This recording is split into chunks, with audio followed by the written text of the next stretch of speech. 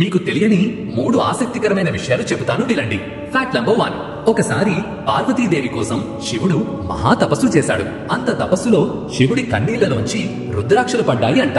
ఆ కన్నీళ్లు భూమి మీద పడగానే రుద్రాక్ష చెట్లు పుట్టాయి. రుద్రాక్షలో ఒక్కొక్క దానికి ముఖాలు ఉంటాయి.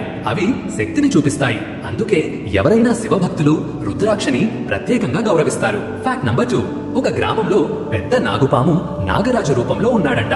ఆ పాము నిత్యం ఊరికి రక్షణగా ఉంటుందని ఊరి పెద్దలు నమ్మేవారు. ఒకసారి గ్రామం ఎండలకు కుదేలయ్యింది. అప్పట్లో నాగురాజు గ్రామంలో చుట్టూ తిరిగి వర్షం కురిపించాడంట. అందుకే ఆ ఊర్లో నాగుల చేటి అంటే పెద్ద పండుగ. నాగుల చవితి రోజున నాగుపాముల గూడి దగ్గర పాలు పోస్తారు. నాగదేవత కరుణ చూపిస్తాడు అని నమ్మకం. Fact number 3. తులసీదేవి విష్ణుమూర్తికి ప్రియమని అందరికీ తెలుసు. కానీ ఎందుకు అంటే ఒక చిన్న రహస్యం ఉంది. తులసీదేవి అసలు రాక్షస పుత్రి. విష్ణుమూర్తి తన భక్తిని పరీక్షించడానికి తనను శపించమని అనిపించి ఆ శాపాన్ని వరముగా మార్చేశాడు. ఇప్పుడు తులసి లేకుండా విష్ణు పూజ లెక్కకి రాదు. ఇంట్లో తులసి కుంటి పెంచితే లక్ష్మి నిలుస్తుందట. తులసి లేడు అంటే పూజ ఫలితం తక్కువ అవుతుంది అని పెద్దలు చెబుతారు.